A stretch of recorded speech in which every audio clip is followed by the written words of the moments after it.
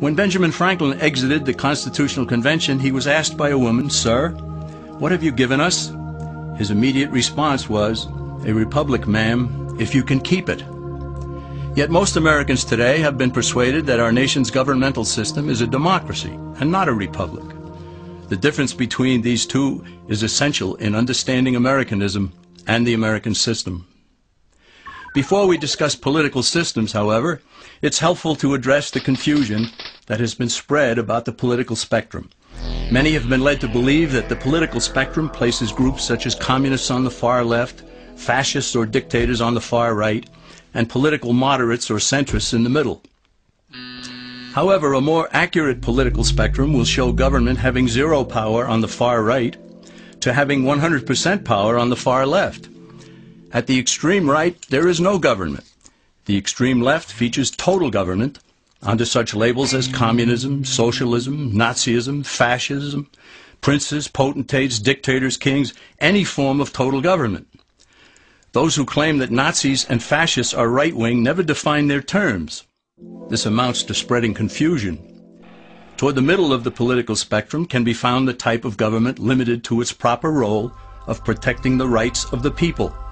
That's where the Constitution of the United States is. Those who advocate such a form of government are really constitutional moderates. So let's analyze the basic forms of government.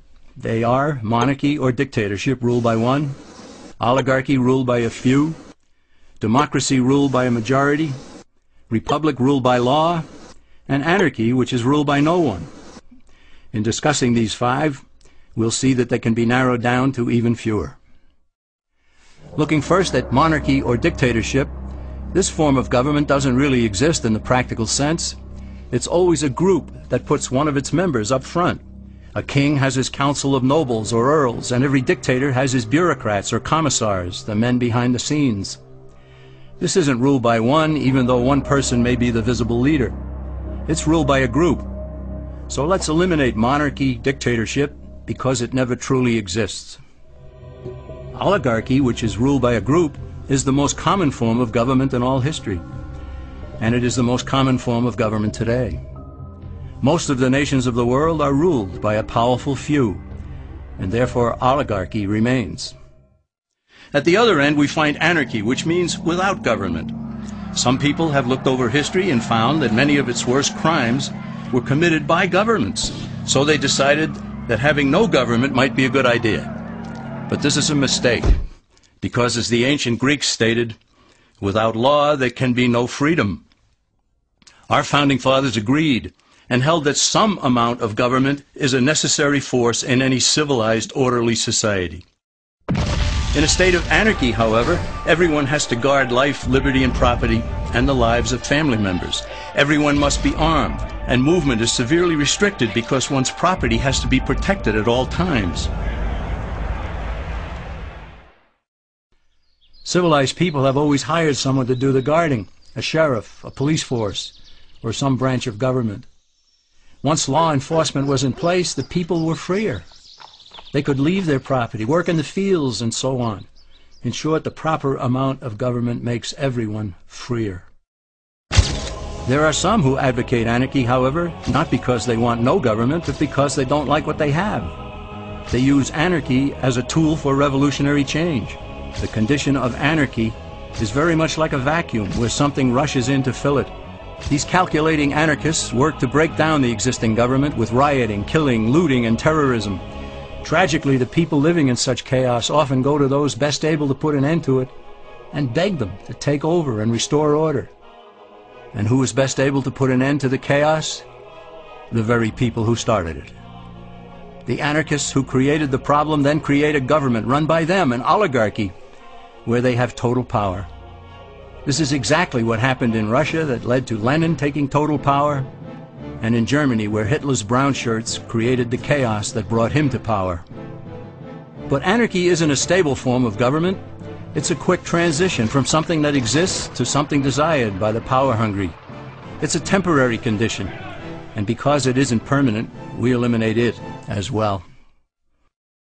The word democracy comes from two Greek words, demos, meaning people, and kratein, meaning to rule. Democracy, therefore, means the rule of the people, majority rule. This, of course, sounds good, but suppose the majority decides to take away one's home, or business, or children. Obviously, there has to be a limit. The flaw in democracy is that the majority isn't restrained.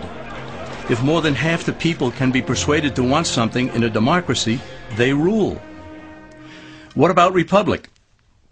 Well, that comes from the Latin, res meaning thing, and publica meaning public. It means the public thing, the law. A true republic is one where the government is limited by law, leaving the people alone.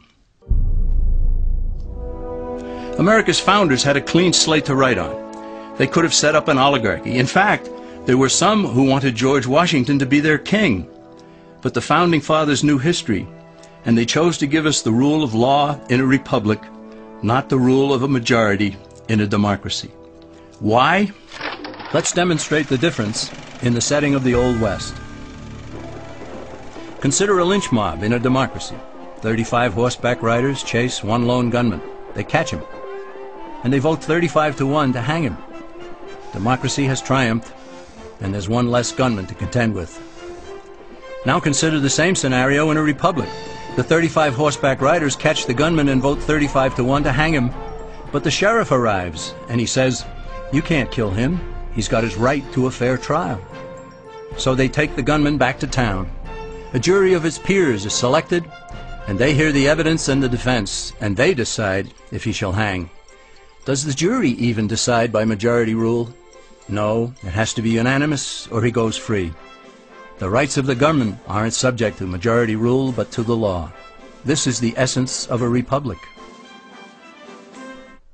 Many Americans would be surprised to learn that the word democracy does not appear in the Declaration of Independence or the U.S. Constitution, nor does it appear in any of the constitutions of the 50 states.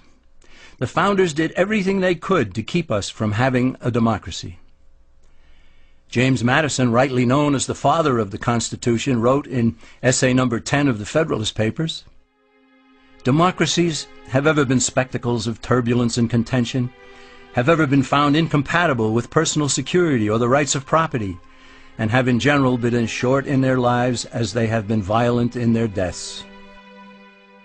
Alexander Hamilton agreed, and he stated, "We are a republican government. Real liberty is never found in despotism or in the extremes of democracy." Samuel Adams, a signer of the Declaration of Independence, stated, "Democracy never lasts long. It soon wastes, exhausts, and murders itself." The founders had good reason to look upon democracy with contempt, because they knew that the democracies in the early Greek city-states produced some of the wildest excesses of government imaginable. In every case, they ended up with mob rule, then anarchy, and finally tyranny under an oligarchy. During that period in Greece, there was a man named Solon, who urged creation of a fixed body of law not subject to majority whims. But where the Greeks never adopted Solon's wise counsel, the Romans did. Based on what they knew of Solon's laws, they created the 12 tables of the Roman law, and in effect built a republic that limited government power and left the people alone. Since government was limited, the people were free to produce, with the understanding that they could keep the fruits of their labor. In time, Rome became wealthy and the envy of the world. In the midst of plenty, however, the Roman people forgot what freedom entailed. They forgot that the essence of freedom is the proper limitation of government. When government power grows, people freedom recedes. Once the Romans dropped their guard, power-seeking politicians began to exceed the powers granted them in the Roman Constitution. Some learned that they could elect politicians who would use government power to take property from some and give it to others. Agriculture subsidies were introduced, followed by housing and welfare programs. Inevitably, taxes rose and controls over the private sector were imposed. Soon, a number of Rome's producers could no longer make ends meet, and they went on the dole. Productivity declined, shortages developed, and mobs began roaming the streets, demanding bread and circuses from the government. Many were induced to trade freedom for security. Eventually, the whole system came crashing down. They went from a republic to a democracy, and ended up with an oligarchy under a progression of the Caesars.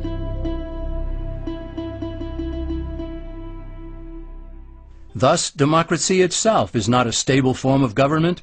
Instead, it is the gradual transition from limited government to the unlimited rule of an oligarchy. Knowing this, we as Americans are ultimately left with only two choices.